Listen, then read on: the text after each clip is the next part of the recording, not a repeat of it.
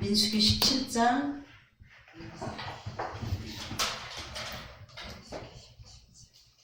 1절에서 10절까지 우리 다 같이 합독하겠습니다.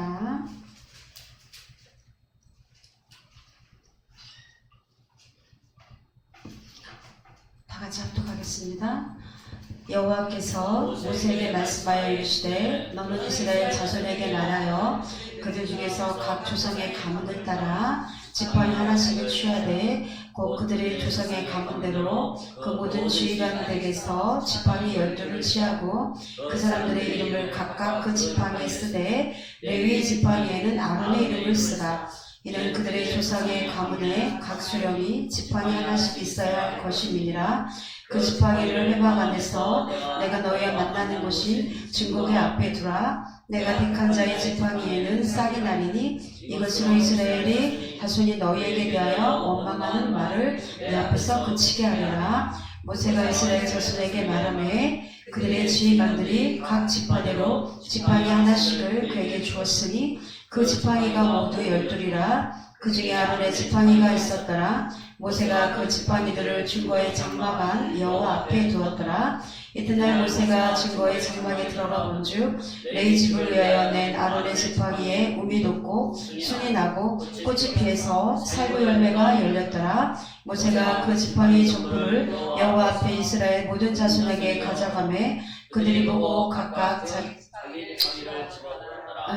여호와께서 또 모세에게 이르시되 아론의 지팡이는 증거궤 앞으로 들어가져다가 거기 간직하여 반역한 자에 대한 표징이 되게 하여 그들로 내게 대한 원망을 그치고 죽지 않게 할지니라. 모세가 곧 그같이 하되 여호와께서 자기에게 명령하신 대로 하였더라. 아멘.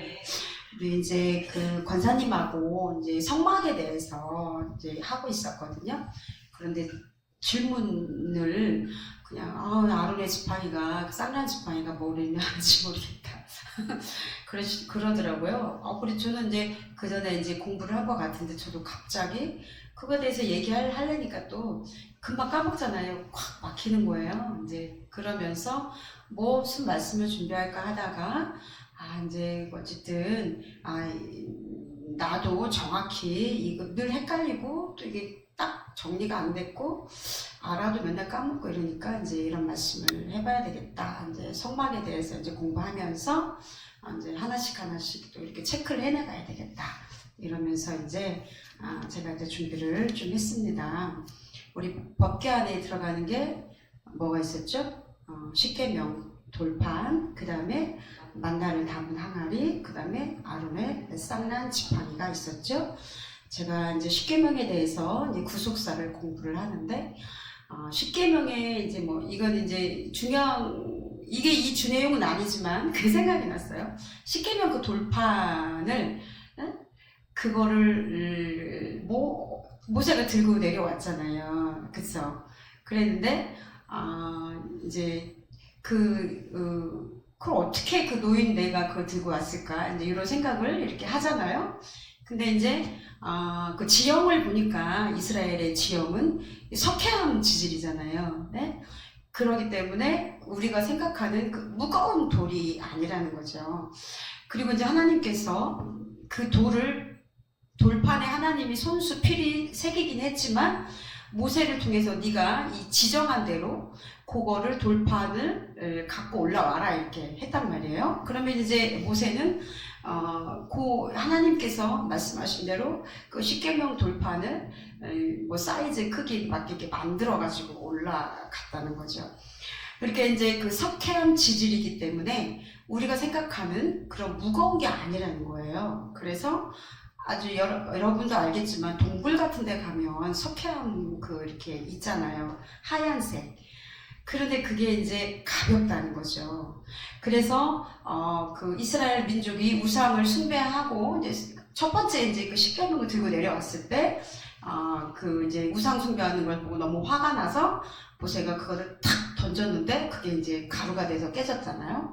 근데 이게 보통 아무리 세게 던져도 일반 돌덩이는 안 깨질 거 아니에요. 그랬는데 깨졌다라는 걸 보니까 이게 석회암이구나. 그 찾아보니까 실제로 그런 거더라고요. 거의 그렇게 나오더라고요. 그래서 이제 그 의문점이 이제 하나가 풀렸고, 그 다음에 이제 하나님은 우리가 그냥 하나님이 그 지시하신 그 사이즈 규격이 있다는 거죠.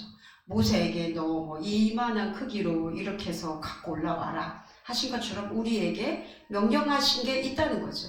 그게 우리의 생각대로 그런 것들을 우리가 풀어나가는 것이 아니라 하나님의 어떤 십계명이라는 돌판이라는 규격 속에 우리를 거기에 그거에 맞춰서 우리가 순종해서 그렇게 살아가기를 원하시는 어떤 규율이 있다는 거죠. 그래서 이제 그거를 이제 십계명이라는 그 돌판에 대한 규율도 주셨고, 이제 이랬단제라는 그런 것들을 이제 공부를 하면서 새롭게 제가 이제 알게 되었어요. 자, 어쨌든 하나님이 십계명과 만나를 담은 금항아리 아론의 쌍난 지팡이를 주셨단 말이에요. 자, 그런데 이제 또 이제 뭐 어떤 분이 설명을 하는데, 그러니까 이제 십계명에 대해서는 이렇게 또 말씀을 하시더라고요. 이제 여호수아가 요단강을 건널 때 벗개를 어깨에 메고 갔잖아요. 그런데 이제 이스라엘 그 이후에 분명히 그때는 손으로 안 들고 그 다음에 이렇게 메고 갔단 말이에요. 이렇게 기다란 장대를 해가지고서 그게 벗개를 메는 법이었다는 거죠. 그런데 그 하나님에 대한 말씀에 대한 무지로 아니면은 송아지들이 나중에 이렇게 가지고 왔을 때 이스라엘 사람들한테 가지고 왔을 때 그거를 보고서 우리도 그냥 송아지에 태워야 되겠다라고 생각을 해서 그런지 몰라도 잊어버렸는지 몰라도 이스라엘 민족이 그 벗개를 들고 이렇게 오는데 태워갖고 오다가 이제 그거를 떨어질 것 같으니까 우스다가 이렇게 만져갖고 이제 죽었잖아요. 자, 이제 그런데 이제 대표로 죽은 거죠. 너무 재수없게. 이거는 우리가 무지해서 그렇다. 그래서 우리는 날마다 말씀을 소홀히 하지 말고 배워야 된다. 왜? 이스라엘 민족들도 말씀을 소홀히 한 대가로 그렇게 죽었잖아요. 그러니까 십계명이라는 것은 하나님의 말씀이 그 속에 담겨진 것을, 그 규범 안에 담겨진 것을 우리 뜻대로 해석하는 것이 아니라 우리가 맞춰가야 되는 하나님 말씀에 맞춰야 되잖아요. 그런 것들에 대해서 우리도 날마다 연구하고 배워야 된다. 그래야 산다. 라는 의미에서 십계명이란 돌판을 주셨다. 이렇게 이제 말씀을 누가 이렇게 하셨더라고요. 근데 이것도 이제 일리가 있는 것 같아요. 그 다음에 만나는 뭡니까? 다 알잖아요. 너희가 떡으로만 살 것이 아니라 하나님이 주신 생명의 말씀으로 산다. 그래서 사단이 예수님을 시험하러 왔을 때 그렇게 얘기를 했잖아요. 응? 그쵸? 사단아 물러가라. 그러면서 예수님이 그 시험에서 우리가 떡으로만 사는 것이 아니라 하나님이 주시는 생명의 말씀으로 산다. 그러니까 어떤 목사님도 이렇게 말씀을 또 하셨더라고. 떡으로만, 그러니까 우리가 떡으로 사는 게 맞대요. 떡이 없으면 살아갈 수가 없잖아요. 그죠? 그러나 그것만 가지고 너희가 살아갈 수는 없다라는 거죠. 우리가 의식주의 문제가 굉장히 중요해요. 그렇죠? 그런데 의식주가 우리 생활의 전부잖아요. 근데 거기에 그것만이 전부가 아니다. 자, 그래서 의식주의 문제는 먹고 사는 문제잖아요. 그럼 그건 뭐예요? 염려한다는 거지. 뭘 먹어야 되지? 어떻게 살아야 되지? 내 자식 돈 내야 되는데 이거 어떻게 해야 되지? 큰일 났네. 이러면서 이제 맨날 근심한다는 것 자체가 의식주 문제 때문에 우리가 근심을 하잖아요. 입는 거, 먹는 거, 사는 거. 그게 다 결국은 의식주잖아요. 그냥 단순히 보이는 먹고 마시고 이게 아니라 우리 삶의 모든 게 다 의식주라는 거죠. 이거 뭐냐? 염려의 문제라는 거죠. 근데 이것을 너희는 그것만으로만 사는 게 아니기 때문에 그 염려의 문제에서 너희가 해결받아라. 그러니까 염려를 해결해 나가는 문제부터 우리는 십자가에 내려놓고 그런 문제들을 해결하는 그 문제들을 말씀 앞에서 하나님께 맡김으로써 하나님의 생명의 그 양식을 통해서 우리가 의식주의 문제로부터 자유롭고 평안함과 그리고 하나님이 주시는 그 평강을 얻기 위해서 우리가 그렇게 노력하고 훈련해야 된다는 거죠. 이게 만나에 대한 그런 그 항아리, 난다를 담은 금항아리라고 이렇게 말씀을 한 것을 제가 이렇게 보게 되었습니다. 저도 이게 어떻게 보면 의미가 있더라고요. 자, 그러면 이제 아론의 쌍난 지팡이입니다. 이렇게 보면은 근데 이제 이 법궤가요, 법궤 속에 나중에는 아무것도 없게 됐잖아요. 그게 이제 역대하에 보면은 솔로몬 대왕이 그 예루살렘의 성전을 건축하고 지성소 안에는 뭐밖에 없었어요? 모세의 그 가장 뭐예요? 그 돌판. 그거는 오랫동안 남잖아. 그거밖에 없었고 나머지는 없었다는 거죠. 자, 그리고 열왕기 하에 보면은 25장 13절에서 16절에는 남유다가 망할 때 성전 보물이 다 바벨론으로 가져간 거예요. 그러다 보니까 이제 성물이 사라진 거죠. 네? 눈에 보이는 그런 상징으로 생각하고 목숨처럼 여겼던 그런 것들이 다 회파되면서 우리는 그 성전의 의미에 대해서 그 이스라엘 백성들은 또 다시 한번 생각하게 되는 그런 시간들이 있었겠죠. 자, 그러면 오늘의 그 아론의 쌍난 지팡이가 뭘까? 왜 하나님께서 왜 오늘 이 말씀을 보면은 아론의 쌍난 지팡이를 보여주셨을까? 라는 것을 보면 왜 그렇게 되냐면 첫 번째, 싹이 나게 하신 도기는 시기와 질투 때문이었어요. 그러니까 이게 출애굽을 했잖아요. 광야를 통과했어요. 모세와 그랬는데 모세와 아론을 하나님께서 세우셨잖아. 근데 사람들이 이제 보다 보니까 이제 너무 출애굽하고 이랬는데 아니 봤더니 이제 불만이 드러나기 시작하는 거야. 그래서 이제 고라가 봤더니 고라는 누구냐면은 고라 자손이 반역을 했잖아요. 고라는 제사장이 된 아론의 사촌이었단 말이에요. 그럼 친척이란 말이에요. 그런데 왜 나는 사촌인데 왜 자기 자손은 제사장이 시키는 일만 해야 되나? 기분이 나빴던 거지. 그래서 우리 말씀에 우리가 속담에 보면 사촌이 땅 사면 배가 아프다라는 말이 있듯이 결국은 고라의 그런 퀘션 마크. 왜? 내가 왜 꼭 일을 해야 되지? 내가 나만 왜 이걸 해야 되지? 쟤는 왜 하나님이 저기 세워놓고 나는 왜 제 밑에 들어가야 되지? 이런 것들로부터 이제 시작이 됐다는 거죠. 불만들이. 그리고 나서 고라 자손과 루벤 자손이 같이 이렇게 반역을 했는데 루벤 자손은 뭐냐면 누구였냐면은 야곱의 12아들 중에 맏아들이었다는 거예요. 장자예요. 그러면 장자에 거는 그 축복권이 있잖아요. 내가 장자야. 내가 이 집에서 큰아들이야. 내가 여기에 저기 뭐야. 이랬는데 그런데 레위 지파에 속한 모세의 영령을 따라야 된다는 게 기분이 굉장히 나빴다는 거죠. 내가 대장하고 싶은데. 자, 우리 속에 보면은 이런 것들이 있는 것 같아요. 저도 물론 있고. 근데 이게 시기와 질투 이런 것에서부터 그 분열이 시작이 된다는 거죠. 가만히 보면은 여러 가지 원인이 있겠으나 어쩌면은 그런 인간의 삶 속에 있는 그런 것들이 이렇게 작은 것에서부터 우리 안에 보이지 않는 시기와 질투에서부터 이런 것들이 분열이 시작되고 서로 미워함과 이런 것들이 일어날 수도 있다는 거죠. 그래서 고라 자손과 루벤 자손이 이렇게 반항하고 거기에다가 250명의 지휘관까지 합사해가지고서 했는데 이제 결국은 이제 그렇게 이제 망하는 꼴이 됐잖아요. 하나님이 고라 자손을 멸하시고 또 그 이후에 보면은 열병의 연병에 죽은 자들도 있고 이제 이래서 이제 치신 장면이 나와요. 그래도 이제 사람들 속에는 그게 이해되지 못하는 것들이 있었을 수 있겠죠. 그래서 아론의 쌍난 지팡이가 나오는데 오늘 이 민수기 말씀에 보면은 하나님이 이스라엘 자손에게 따라 가문을 따라서 지팡이 하나씩을 다 놓아라. 12를 취하고 거기에 이름을 쓰고 그리고 이제 레위 지파에는 또 아론의 이름을 쓰고 이제 그거를 회막 안에 두어라. 그래서 내가 택한 자의 지팡이에는 싹이 나리니 이것으로 이스라엘 자손이 너희에게 대하여 원망하는 말을 내 앞에서 그치게 하리라. 아론의 지팡이에 싹이 난 것은 딱 봤을 때 원망을 그치게 하겠다. 하나님의 절대적인 통치권으로 하나님의 택하심으로 그 사람들의 그런 불만이나 이런 것들을 잠재우겠다.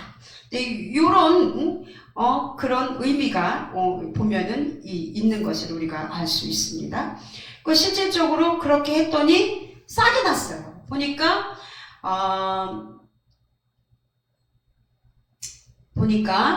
그 8절 이하에 보니까 이튿날 모세가 증거의 장막에 들어가 본즉 레이집을 위하여 낸 아론의 지팡이에 음이 돋고 순이 나고 꽃이 피어서 살구 열매가 열렸더라. 그러니까 그냥 싹만 난 게 아니라 꽃도 피고 열매도까지도 맺힌 거예요.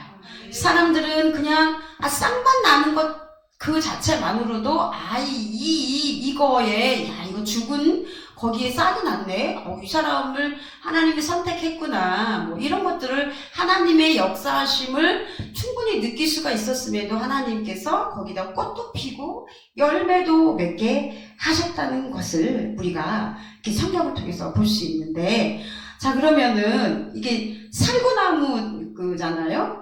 자, 이게 살구나무, 우리 이제 아몬드, 우리가 생각했을 때 살구나무지만 거기는 이제 아몬드 나무라고 이렇게 되어 있거든요. 그 모양이 비슷한가 봐요. 근데 생각해 보세요. 우리가 성막 안에 들어가 있는 기구 중에 그 장식으로 있는 게 뭐예요? 예? 살구꽃 장식으로 되어 있는 게 뭐예요? 그게 촛대잖아요, 촛대. 그쵸? 예? 7 촛대. 보면은 그걸 메노라라고 그랬는데 촛대가 이렇게 있는데 그 촛대의 모양이 살구꽃 장식으로 되어 있음을 우리가 알 수가 있어요. 그러면은 왜 하나님께서 이렇게 살구꽃으로 장식을 했느냐는 거죠. 자, 그래서 이 촛대를 성막에 들어가는 촛대의 상징적인 의미는 하나님이 그곳에 임하신다. 예수 그리스도는 빛이시다. 그래서 요한계시록에 보면은 7 촛대는 뭐예요? 교회를 상징하는 거잖아요. 그죠? 7 촛대는 교회를 상징하는 거란 말이에요. 자, 그러면 살구꽃, 아몬드 꽃을 보면은 이게 그 뜻이 뭐냐면 경계하다, 남을 보다, 깨어있다, 깨우다 이런 거래요.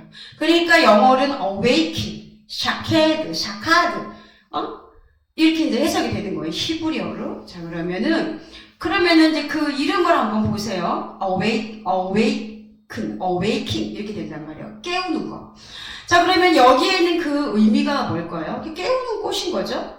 자, 추운 겨울에 이 살구꽃이요, 아몬드꽃이요, 추운 겨울에 잎이 나기 전에 꽃이 먼저 피는 거래요. 핀다는 거예요. 잎이 나기 전에. 그러니까 이거는 뭐냐면은 봄이 올 것을 알려주는 꽃이 바로 살구꽃, 아몬드 나무의 꽃인 거예요. 촛대도 바로 상징적으로 이렇게 하나님께서 아몬드 꽃으로 장식을 하신 것을 우리가 볼 수가 있습니다. 그러면 이건 또 무슨 의미냐? 하나님의 빛이잖아요. 하나님의 빛이 비추는 곳은 아몬드꽃처럼 새로운 봄이 옴을 알려주는 거예요. 그런데 성소에는 창문이 있게요, 없게요? 지성소 안으로 다 들어가고 성소에서 지성소 안으로 들어갈 때 거기 성소에 창문이 있게요, 없게요? 창문이 없어요. 그러니까 유일하게 창문도 없고 빛이 들어올 통로가 아무것도 없는 거예요. 유일하게 그 빛이 나는 게 뭐예요? 촛대예요, 촛대. 거기에서 빛이 날 수밖에 없고 그것을 꺼트리면은 안 된다는 거죠. 그래서 제사장들이 그 불을 꺼트리지 않기 위해서, 그 불은 생명과 같은 거고 암흑에서 빛을 비춰주는 예수 그리스도를 상징하는 그런 거고요. 그리고 우리의 영을 깨우고 경계해서 우리로부터 또 하나님께로 이끄는 기도하게끔 하고 하나님과 교통하면서 깨어있게 하는 그런 거잖아요. 그렇기 때문에 그것을 절대로 꺼트리면은 안 된다는 거죠. 자, 그러면 여기에서 우리가 아론의 지팡이를 생각을 해봤을 때, 그냥 우리가 단순하게 했을 때 원망하면 너희는 죽는다, 하나님이 세운 권위에 너희는 순종하라, 이런 의미로도 받아들일 수 있습니다. 그렇지만 이게 조금 그렇잖아요. 아니, 무조건 그러면 권위에 순종하라는 건가? 그래, 우리는 하나님이 무서워서, 순종할 때 첫 번째 무서워서, 그렇죠? 두 번째, 사람이 좋으니까, 저 사람한테 순종할 만해 내가 수긍이 가. 그래서 이런 경우, 몇 가지 경우가 있겠죠. 여러분들은 권위에 어떻게 순종합니까? 순종해야 된다라고 우린 또 말씀으로 배워서, 그렇죠? 그렇지만은 대부분의 사람들이 막 그 독재자인 경우에는 무서우니까. 그래, 하나님 독재자가 아니잖아요. 그러니까 또 막 존경스러운 사람에 대해서는, 리더에 대해서는, 저 사람은 정말 대단한 사람이야. 어떤 말을 해 내가 순종하고 싶어. 자발적으로 이런 마음이 우러나서, 자 이제 또 얘기하자면, 우리가 그렇게 배웠으니까 관습적으로 순종해야 되는구나. 어른들한테 우리 말에 순종해야 되겠구나. 이게 맞는 거구나. 이렇게 해서 순종하는 경우. 순종을 할 때는 그런 여러 가지 경우가 있을 수 있습니다. 자, 그런데요, 더 이상 아론과 모세를 괴롭히지 말아라.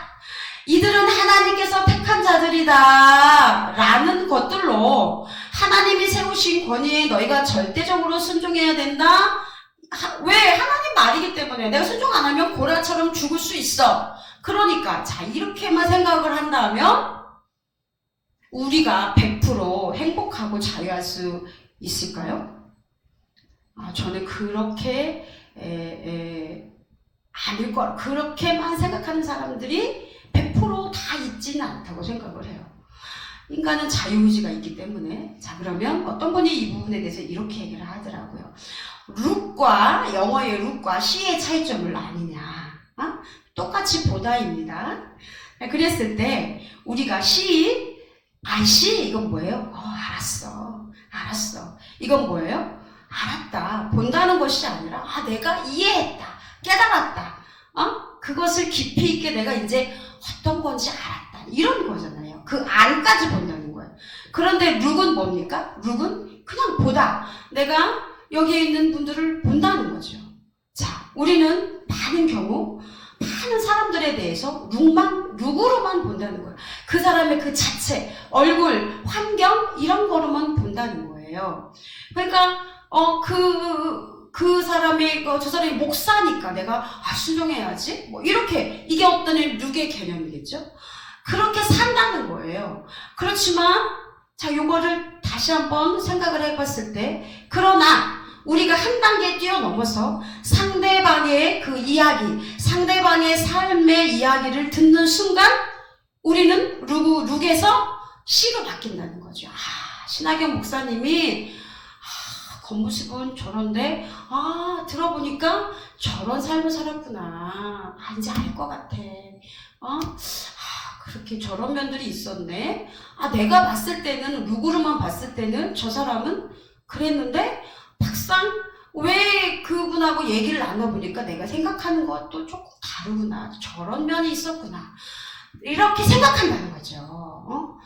자, 그러니까 룩으로만 본 사람들은 하나님이 세운 모세와 아론에게 반항하면 죽는구나.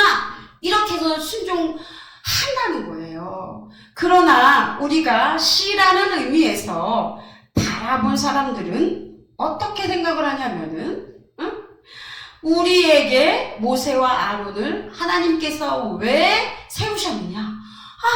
생명을 주시기 위해 세우셨구나. 그냥 우리의 어떤 권위자, 이게 아니라 내 말 들어야 돼, 하나님이 나 세워서, 이게 아니라 저 사람들을 통해서 하나님이 우리를 생명의 길로 인도하기 때문에 세우셨구나 라는 것들에 대해서 이해를 한다면 어떡하겠습니까? 조금 더 달라지겠죠? 네? 순종의 의미가 달라지겠죠? 복종의 의미가 달라지겠죠? 그래서 우리는 말씀도 이렇게 봐야 된다는 것입니다. 하나님의 말씀을 율법적으로 지키려면 너무 힘들어요. 이해가 안 되는 것들이 많을 수가 있어요. 그런데 다시 한번 생각한다면 하나님의 말씀을 우리가 봤을 때, 하나님이 우리를 살리기 위해서, 생명을 주시기 위해서, 영원한 생명을 주시기 위해서 교회를 세웠고, 자, 촛대가 뭐예요? 교회라잖아요. 교회를 세웠고, 교회를 통해서 하나님께서 그곳에서 말씀하시는 목사님들을 세웠구나. 이 말씀이 우리를 살리는 생명의 말씀이구나. 모세와 아론은 바로 우리를 가나안 땅으로 인도하기 위해서, 왜? 우리를 순종하는 그런 동물이 아니라 가나안, 영원한 가나안 땅, 봄과 희망을 상징하는 영원히 살 곳, 우리 백성을 영원히 하나님 품 안에서 살기 위해서 하나님께서 모세와 아론을 통해서 우리를 데리고 출애굽을 하셨고, 그래서 그 어떤 사람보다 여기에서 싹이 나고 꽃이 피고 열매가 맺힌 것은 그 사람들을 통해서 우리에게 생명을 주시기 위해서 우리를 우리는 또 구속사적으로 예수 그리스도예요. 그쵸?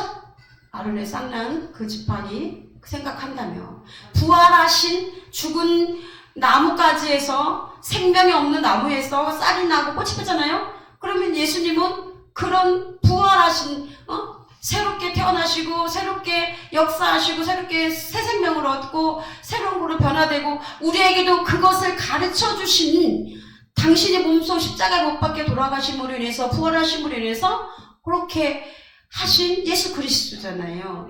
우리가 구속으로 이거를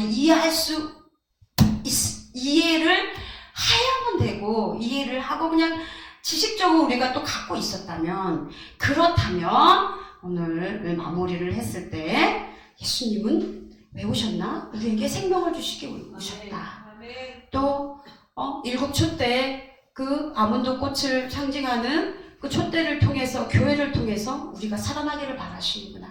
그리고 그들을 통해서 아론을 세웠듯이 그곳에 세운 목사들이 잘나서가 아니라 하나님의 권위로 하나님의 말씀을 전하고, 그리고 그 말씀을 듣는 그 백성들이 죽지 않기 위해서, 생명의 길로 인도하기 위해서, 우리를 그 길로 이끌기 위해서, 하나님께로 이끌기 위해서 세운 사람들이구나 라는 것들을 알게 된다면 순종하지 않을 수 없다는 것입니다. 이런 의미에서 아론의 쌍난 지팡이에 대해서 제가 나름대로 정리를 해보았습니다. 자, 우리 모두 여기에 여러 가지 의미가 있고 생각이 있겠지만, 누구로만 보는 것이 아니라 그 어떠한 사람을 씨로 볼 수 있는 저와 여러분들이 되기를 주님의 이름으로 축원합니다. 하나님 감사합니다. 오늘 이 말씀을 통해서 부족한 종이 하나님 아버지 정말 깨달음을 가지고 전했습니다. 정말 우리를 살리기 위해서, 생명을 주시기 위해서 교회를 세우고 목자를 세우고 예수님께서 이 땅에 오셨습니다. 주님의 말씀에 그 하나님 아버지 십계명이라는 그 규격 안에 우리가 들어가는 것이 어렵지만, 그러나 그것을 주심은 하나님 우리가 그곳에 들어가서 그 말씀을 따라서 순종하고 살아갈 때 우리에게 생명이 있음을, 영원히 살 수 있는 그 기름을 가르쳐 주신다는 것을 우리가 정말 알고 듣고 배우고 깨닫는 그런 저희들 될 수 있도록 날마다 우리를 성장시켜 주시옵소서. 감사드리며 거룩하신 우리 주 예수 그리스도 이름으로 기도드립니다.